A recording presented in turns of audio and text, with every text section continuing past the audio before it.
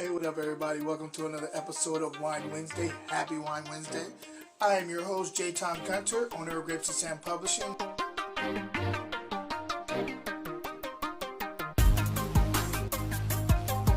Hey, what up, everybody? We're back for another one. Happy Wine Wednesday to everyone. As you can see, there's wine in my glass, so you know we're doing a review, and we got white wine today. And I'm in a tank top. And that just shows you how warm it is right now in Northern California. I was trying to put like a regular t-shirt on, and I just kept on sweating. I'm still kind of sweating, so tank top it is. Sorry, it's not professional, but we're having fun. So first things first, I want to thank everybody who voted for me for the Sommelier of the Year for the Wine and Culture Fest. Held in Atlanta every year. I don't know if I'm gonna win. I don't know if I'm even gonna get close. But the fact that I was even nominated, and anybody who voted for me, thank you so much. Cheers to you guys. Also, this little kid, man, it's fun to watch him because, of course, he's young. He can't say anything yet, but his facial expressions and being able to kind of articulate what he's feeling and thinking just through his actions, these big old wild and aggressive movements and stuff. I be sitting there laughing my behind off. This dude is hilarious. And although most people say they see that and they can't wait till he starts talking, I'm a little bit opposite because I know once he starts talking, it's going to be way too much. I like these little gestures and cues that he's doing right now. It's pretty amazing. When he starts talking, though, we ain't going to be able to shut him up. I mean, it just is what it is. And I'm not going to tell you what side he gets that from because I'll get in trouble. So anyway, let's get right to wine because that's what we're here for. Today we're in one of my favorite areas in Italy. We're in Fruili, northern part of Italy. And we're talking about Sauvignon Blanc. This is the Cantina Puati Sauvignon Blanc. You guys can see that label. So yes, I've had this before. Yes, I've been wanting to do this on camera for quite some time. This is a very, very good wine. I'll tell you that ahead of time, but I've never scored it. So let's see how it's tasting today. Let's get right into it on the nose. So immediately I get a little bit of I get perfectly ripe pineapple. I'm getting also a little passion fruit going on here too. There's a bit of a honeysuckle thing going on here too, kind of a floral note. There's also a lime zest here. And lemon peel, a bit of chamomile tea. So there is this herbal tea note going on. There's a little bit of white grapefruit going on here too, and some a salty saline type of thing, salty air. If you're at the sea, and you just kind of take a deep breath, you can kind of get that little salty air thing going on. That's what I'm getting here on the nose. And a little bit of a blue blue herbal thing too. Let's go ahead and taste it and see if everything's translated on the palate. The nose is pretty complex for a Sauvignon Blanc. Heaven, I'm in heaven. This is an outstanding bottle of wine. Sauvignon Blanc is a killer Sauvignon Blanc. And I have some dedicated Sauvignon Blanc friends that just love this type of juice. I can't wait to taste this with them. I got to get a couple more bottles of this. This is outstanding.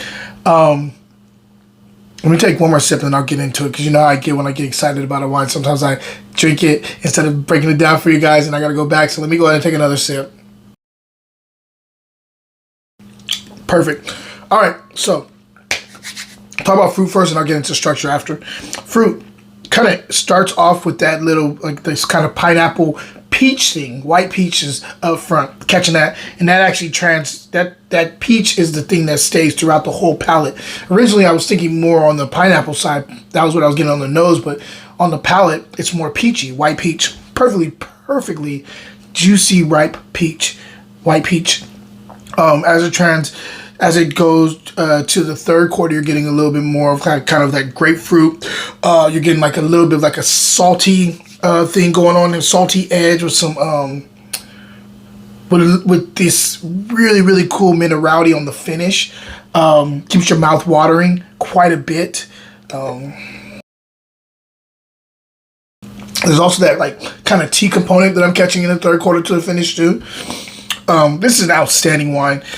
This is if you took the structure of Sancerre, the structure of Sauvignon Blanc's of Sancerre, with that kind of lime note going on, that kind of citrus thing going on, and you took the bombastic like fruit, ripe fruit of New Zealand, of Marlborough, and you put this in a bottle.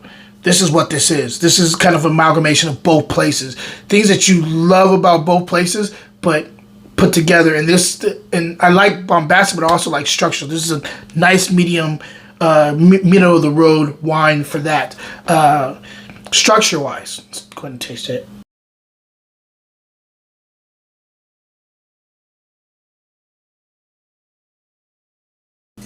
Acid is medium plus. No tannin here. Finish is long. It's pretty seamless on the palate. There's like maybe a couple of like, not even a couple, like a little, like a smidget of like a dip between the second and third quarter, but you would not notice it normally. My mouth is kind of calibrated for that, those like little misses. And this is not a miss. This wine is probably one of the best Sauvignon Blancs on the market, in my opinion. And if I'm scoring this wine, I have to score this thing. Stay tuned. Wine Wednesday will be right back. So this is It's a Vibe cookbook that we just published from Armando Tam, Chef Armando Tam, and we're talking about beef steak on this recipe. It's one of my favorites in the whole book. We are really enjoying what this is doing, him with his food, Jayton Gunter with the wine pairings. Go check it out at grapesandsand.com. Cheers, guys. Now back to the show. This is a 92 plus Sauvignon Blanc. This is outstanding juice. I almost went 93, but I'm going to go 92 plus on this. I highly recommend it. If you guys can get your hands on this wine, this Cantina Puati. I know the label, it's not the greatest label, basically. It's very one-noted, but this juice is worth it. Like, I'm telling you, this is outstanding wine. And yeah, go grab a bottle. Other than that, guys, I'm hoping that you guys are having a wonderful week. Hope this is a perfect episode to get you over to the hump day, get over the hump day and get into the rest of the week. And question of the day. Oh, so I have a project that I'm working on. So this is going to be a question for the guys out there.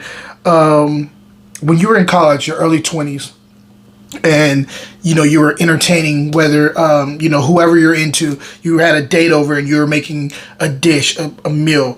What was your go-to meal? And the simpler one, the one that doesn't take, it's not that hard, but you know that it was always it was a game changer when someone tasted this food from you that you made. I am trying to figure out like the mindset and go back to my mindset of my early 20s, and I'm trying to put something together. So I'm curious to know from the guy's standpoint, what was that meal that was your go-to when you had a date over that always won? So anyway, guys, until next time, cheers.